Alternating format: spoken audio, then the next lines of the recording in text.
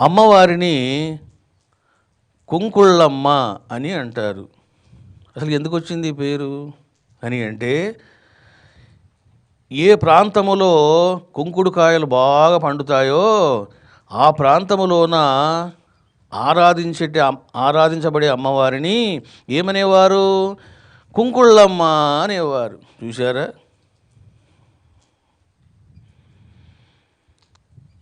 ఈ కుంకుళ్ళమ్మ అసలు ఎవరు? దుర్గాదేవి. దుర్గాదేవిని ఆ ప్రాంతములోన కుంకుడుకాయలు బాగా పండడం వలన, వాళ్ళకి డబ్బులు రావడం వలన తల్లి కుంకుళ్ళమ్మ అనేవారు.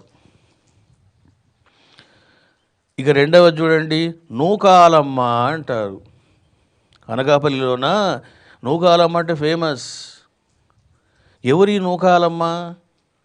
పార్వతీదేవి. మరి నూకలు అంటే ఏమిటిది అంటే వరి. ఎక్కడైతే వరి బాగా పండుతుందో అక్కడ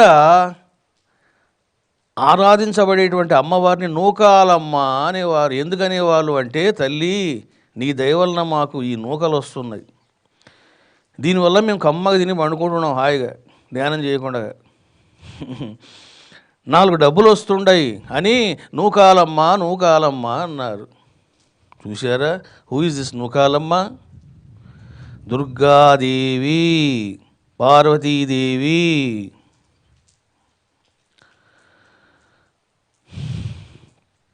చూడండి, ఒక ప్రాంతంలో జొన్నలు బాగా పండుతాయి. అక్కడ జొన్నలు వేస్తే విపరీతమైన పంట వస్తుంది. ఆమెనేమన్నారు? జొన్నాలమ్మ అన్నారు. చూడండి, కాబట్టి దుర్గాదేవిని విగ్రహాన్ని పెట్టి, మహాశక్తి యొక్క విగ్రహాన్ని పెట్టి జొన్నాలమ్మ జొన్నాలమ్మ అనేవారు. జొన్నాలమ్మ, కుంకుళ్ళమ్మ, నూకాలమ్మ ఇవన్నీ పేర్లు మారుతున్నాయి కానీ అమ్మ మారడం లేదు. There is no change in amma, there is only change in the name. పేర్లో మార్పు ఉందే కానీ అమ్మలో మార్పు లేదు. చూశారా? పంచభూతాలకు ప్రతీకలుగా మన పూర్వీకులు, మహర్షులు, ఋషులు, సుజ్ఞానులు, సిద్ధపురుషులు, సిద్ధ గురువులు ఏం చేశారంటే ఆ విధంగా వాళ్ళు ఆరాధించేవారు. చూడండి, ఇప్పుడు జొన్నలు పండడం కానీ, వరి పండడం కానీ, కుంకులకాయలు పండడం కానీ ఇవన్నీ దేనికి సంబంధించినవి? పృథ్వీకి సంబంధించినవి. అందుకే వాళ్ళని పృథ్వీ దేవతలు అని అంటారు. అక్కడ మళ్ళీ పృథ్వీ దేవతలు అంటే మళ్ళీ ఎవరో కాదు, సాక్షాత్ అమ్మవారే. ఇక్కడ మీరు బాగా అర్థం చేసుకోవాలా. మీరు ఏ పేరు పెట్టి గ్రామ దేవతను పిలిచినా ఆమె అంశ కాదు. ఇది రహస్యం, ఇది నిగూఢమైన అగాధమైన రహస్యం చెప్తున్నా. Whatever you are listening the word of grama devata, that గ్రామ దేవత ఈజ్ నథింగ్ బట్ దుర్గాదేవి. అంతేగాని నూకాలమ్మ అంశ, జొన్నాలమ్మ అంశ ఇదంతా కూడా తెలివి లేని మాటలు, జ్ఞానము లేని మాటలు. కాబట్టి ఏ గ్రామదేవత అయినా సాక్షాత్తు దుర్గాదేవి అనేది ఇంకా బాగా తెలుసుకొని గుర్తుపెట్టుకోవాలి. నువ్వు పేర్లు మార్చుకుంటున్నావు అంతే.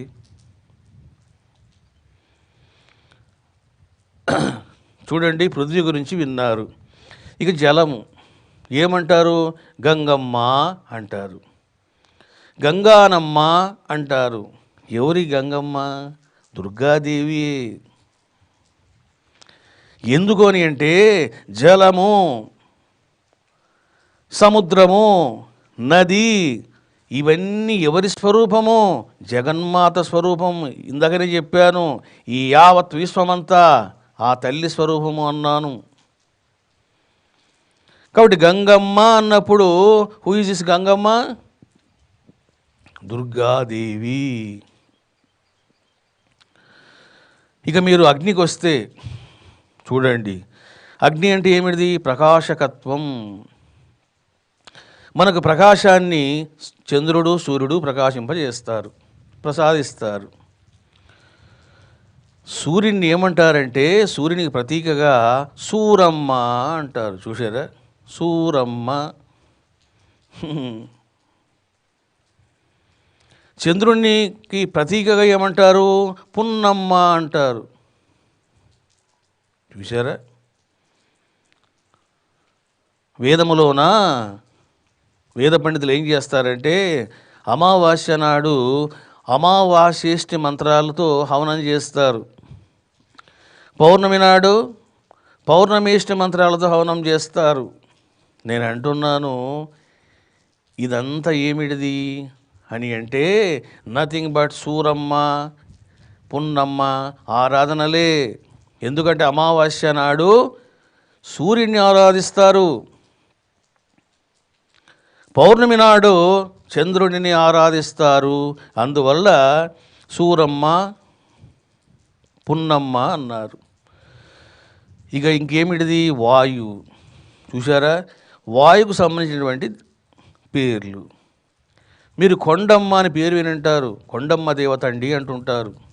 ఏమిటి కొండమ్మ అంటే? కొండ అంటే ఉన్నతమైనటువంటిది, ఎత్తైనటువంటిది అని అర్థం. ఎంత ఎత్తది? ఆకాశమంత ఎత్తు.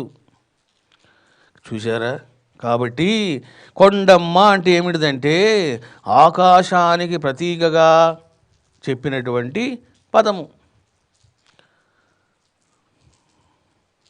ఎందుకు అని అంటే ఆకాశము వర్షాన్ని ఇస్తుంది, వర్షం వలన పంటలు పండుతాయి, పంట చేతికి వస్తే డబ్బులు వస్తాయి, డబ్బులు వస్తే సుఖభోగాలు వస్తాయి. అందువల్ల కొండమ్మ తల్లి కొండమ్మ తల్లి అనేవారు. చూసారా, పెద్దమ్మ అంటారు. ఎందుకు ఈ పెద్దమ్మ అన్నారు? ఎవరు ఈ పెద్దమ్మ? సరస్వతియా, లక్ష్మినా, పార్వతియా అంటే పార్వతీదేవి. హైదరాబాదులోన పెద్దమ్మ టెంపుల్ చాలా ఫేమస్. చూసారా, అక్కడ కొలువై ఉన్నది ఎవరు? దుర్గాదేవి. కొండమ్మ అన్న, మారెమ్మ అన్న, మహాకాళి అన్న పర్యాయ పదాలు.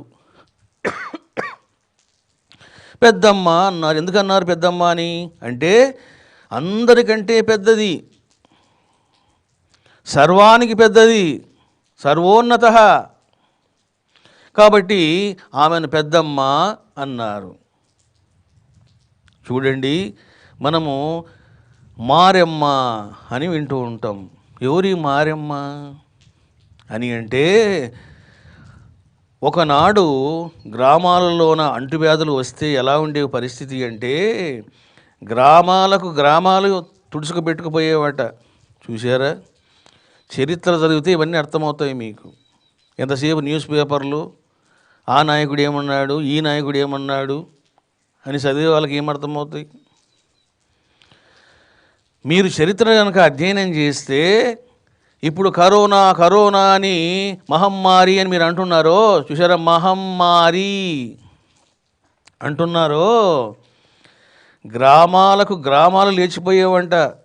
ఇప్పుడు ఈ కరోనా చైనా నుండి వచ్చింది, కొత్తగా వచ్చింది అని అంటున్నారు. ఓకే, అదొక యాంగిల్ కావచ్చు. కానీ కరోనా లాంటి వ్యాధులు కొత్తవి కాదు సమాజానికి. ఇవన్నీ అమెరికాలో వచ్చాయి, యూరప్లో వచ్చాయి, ఇండియాలో కూడా వచ్చాయి. గ్రామాలు తొడుచుకుపోయేవి. అందుకని వాళ్ళు ఏం చేసేవారు అని అంటే పులిమేరలో ఉన్నటువంటి అమ్మవారిని మేళతాళాలతోన ఆహ్వానించేవారు గ్రామంలోకి.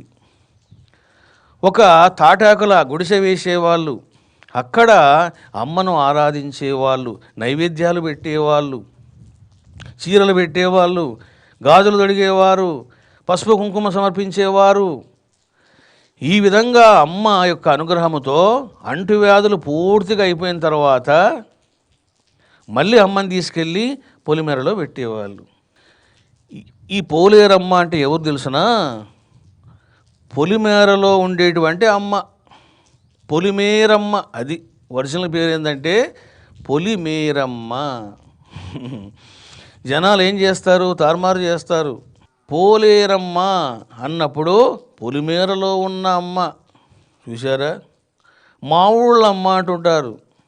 మా ఊళ్ళమ్మ, మా ఊర్లో ఉన్న అమ్మ అని అర్థం. చూసారా?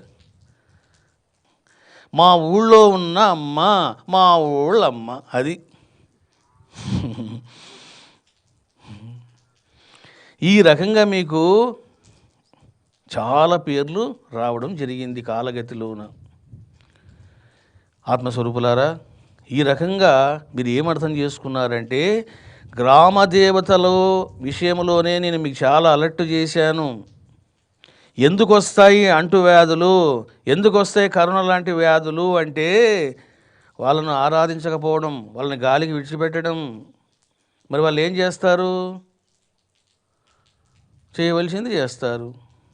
చూసారా? ఎవరైతే ఆరాధిస్తూ ఉంటారో వాళ్ళ జోలికి పోరు వాళ్ళు. ఈ రకంగా మీరు చక్కగా అర్థం చేసుకున్నారు. ఏమని? ప్రతి గ్రామ దేవత కూడా సాక్షాత్తు దుర్గాదేవి. పండితులు, విద్వాంసులు, ఉపాసకులు చెప్పేటువంటి పనికిమాలిన వ్యాఖ్యానాలలో అమ్మవారి అంశ కాదు. నువ్వు నూకాలమ్మ అన్నా, ముత్యాలమ్మ అన్నా, అన్నమ్మ అన్నా, పోచమ్మ అన్న. చూసారా? పోచమ్మ అంటారు. ఏమిటి పోచమ్మ? ఏ తల్లి అయితే పోషిస్తుందో ఆమెను పోచమ్మ అంటారు. ఇంకంతే, ఇంకేమీ లేదు. చూడండి, బతుకమ్మ అంటారు తెలంగాణలో ఫేమస్. ఏమిటి బతుకమ్మ అంటే? ఆమె వర్షాన్ని కురిపించి పంటలు పండింపజేసి చక్కని పంట నీకు అందించి నువ్వు బతికేలాగా చేస్తుంది. చూసారా? అందుకే బతుకమ్మ అన్నారు. ఎవరి బతుకమ్మ? సాక్షాత్ దుర్గాదేవి.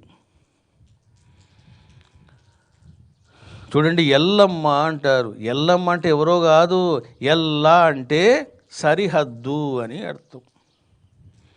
సరిహద్దులో ఉండేటువంటి తల్లి అంటే పొలిమేరలో ఉండేటువంటి తల్లి. ఎల్లలు అంటారు. ఎల్లలు చెప్పండి అయ్యా అంటారు. ఎల్లలంటే ఏంది? సరిహద్దులు. కాబట్టి ఎల్లమ్మ అంటే సరిహద్దులో ఉండేటువంటి దేవత, ఎల్లరకు తల్లి అయిన దేవత ఆమె ఎల్లమ్మ. ఈ ఎల్లమ్మ గురించి దేవి భాగవతంలో కూడా ఉన్నది. సాక్షాత్తు జగదాంబయే, పార్వతీదేవియే ఎల్లమ్మ. ఆమె నాగసర్పాలతో కూడి ఉంటుంది ఎల్లమ్మ. అందుకే మీరు ఎల్లమ్మ విగ్రహాలను చూస్తే ఆమె ఒక నాగసర్పం కింద కూర్చొని ఉంటుంది ఆమె.